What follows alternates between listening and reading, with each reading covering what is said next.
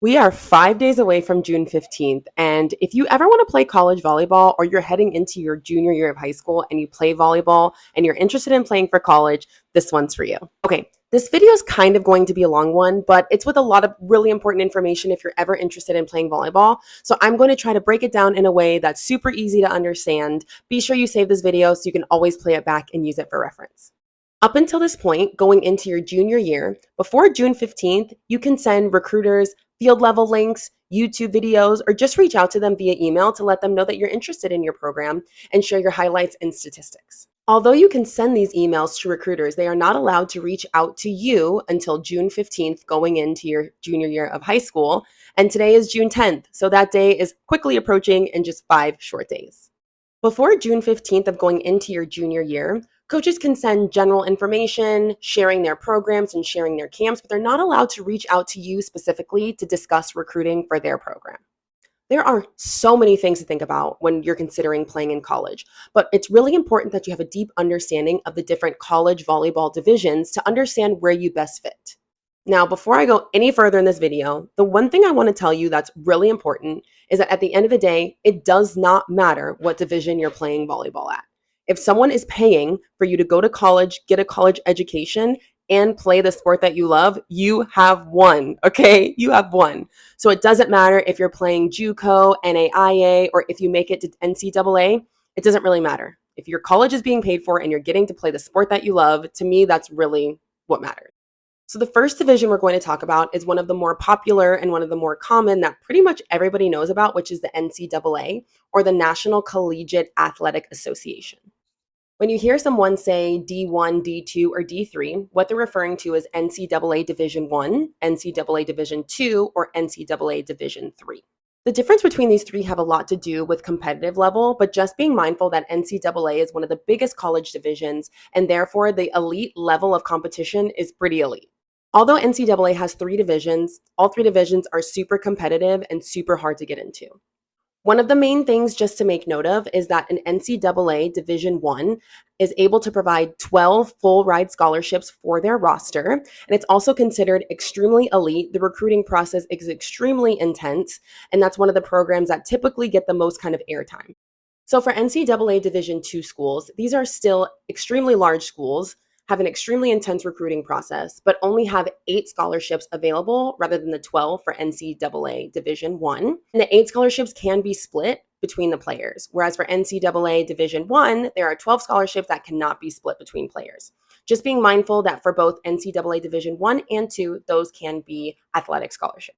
So for your NCAA Division 3 schools, those schools are still typically a little bit smaller than your NCAA Division 1, and there are no athletic scholarships available for their teams. Now, this doesn't mean that you can't get a scholarship, but it typically means that if you're getting a scholarship for that school, you'll be leaning on academic scholarships to pay your way rather than athletic scholarships. Okay, so we've gone through NCAA Division 1 through 3. Now we're going to talk about NAIA. So the NAIA is the National Association of Intercollegiate Athletics. So even though NAIA has smaller schools in their division, it is still super competitive and there are scholarships available. NAIA rosters typically have 8 scholarships available and they're able to split them amongst players. So when you hear someone saying they got a partial ride, that's typically what they're talking about. NAIA may not get you a lot of media coverage, but it's still super competitive and a great option for anyone who wants to play college volleyball. Okay, so we've covered NCAA, NAIA, and now we're going to discuss JUCO. When you hear someone talking about JUCO, they're talking about the NJCAA, and that's the National Junior College Athletic Association.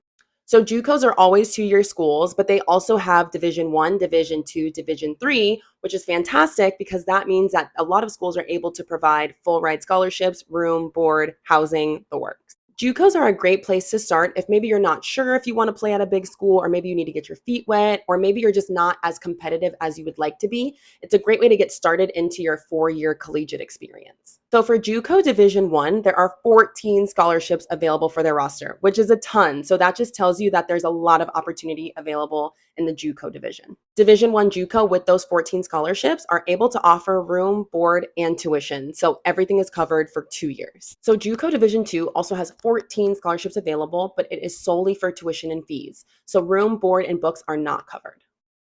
Because JUCO Division II only covers your tuition, if you're able to live at home, that's a great option to start your volleyball career since you can live at home but have your tuition paid for. And for JUCO Division III, there are no scholarships available, but don't be fooled, it's still very competitive. And again, if you're able to play a college sport that you love at an affordable price, that's always a great route to go. Okay, so I know this is a lot, but we're almost done. Hang in there with me. So the next one we're going to talk about is Triple C, or Triple CAA, or CCCAA. CCCAA is the California Community College Athletic Association. So Triple C governs all of junior college athletics, and nearly every public school that is a 2-year college falls into that Triple C division. And fun fact, Triple C is the largest community college athletic organization in the United States. As you can tell by the name, Triple C schools are only available for California residents. Although it's a JUCO organization, typically Triple C schools are feeders for NAIA and NCAA programs, so don't write it off quite yet. Although there are no athletic scholarships available, if you're a California resident, tuition for Triple C schools are usually very affordable. Last thing to remember is that California is enormous, so the talent pool is huge and the schools are extremely competitive to get in. All right, we made it. We're talking about the very last division in college volleyball, NWAC. So NWAC, or the Northwest Athletic Conference, is only reserved for Pacific schools. So we're talking about Washington State, Idaho, and even British Columbia in Canada. It is a junior college athletic association, but typically there are no college scholarships available. NWAC programs are 2-year programs considered highly competitive and are also feeders for NAIA and for NCAA. Because this is a 2-year school and these programs typically don't have scholarships available, you could look into academic scholarships outside of athletic scholarships, and also tuition is typically very affordable because it is a 2-year school.